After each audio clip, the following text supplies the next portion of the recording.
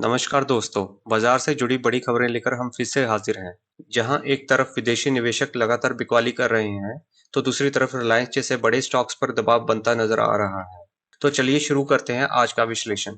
1 जुलाई से लेकर आज तक बाजार में तकरीबन 3.5% की गिरावट दर्ज हो गई है। इस गिरावट का सबसे बड़ी वजह एफआई द्वारा लगभग की गई 50,000 करोड़ की भारी बिकवाली है। अब सवाल ये है कि क्या ये बिकवाली आगे भी जारी रहेगी? क्या बाजार इसी डाउन ट्रेंड में बना रहेगा या फिर मौजूदा स्तरों से रिकवर करेगा और ऊपरी स्तरों की ओर बढ़ेगा? क्योंकि अंतरराष्ट्रीय बाजार इस टाइम ऑल टाइम हाई के आसपास ट्रेड कर रहे हैं, तो अगले कुछ हफ्ते बाजार की दिशा तय करने में बेहद अहम होंगे। देखने वाली बात यह भी है कि शुक्रवार को बाजार ने बहुत ही वोलेटाइल मूवमेंट दिखाया। सुबह के स्तर में बाजार में तेजी नजर आई, लेकिन उसके 1 घंटे बाद डबल गिरावट देखने को मिली।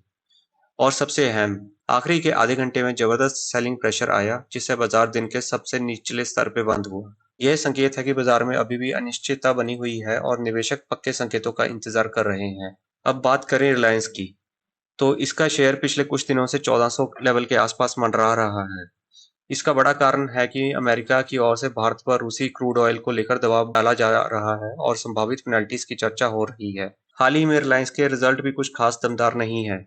निवेशक ज्यादा कॉन्फिडेंट नजर नहीं आ रहे। पिछले हफ्ते रिलायंस ने डोजी कैंडल बनाई, जो इस बात का संकेत है कि शेयर में अभी भी दिशा स्पष्ट नहीं है।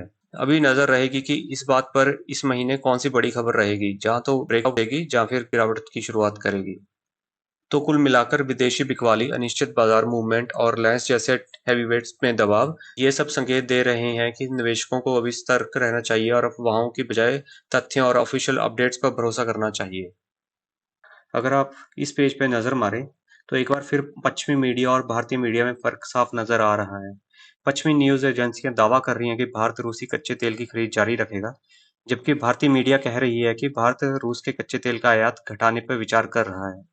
इससे साफ समझ में आता है कि पश्चिमी मीडिया नहीं चाहती कि भारत और रूस या भारत और अमेरिका के रिश्ते बेहतर हों। उनकी कोशिश रहती है कि भारत को दबाव में रखा जाए, चाहे वो तेल हो, ट्रेड हो या डिप्लोमेसी। ऐसे माहौल में भी बाजार कमजोर बना रह सकता है जब तक भारत सरकार की तरफ से कोई आधिकारिक बयान नहीं आता।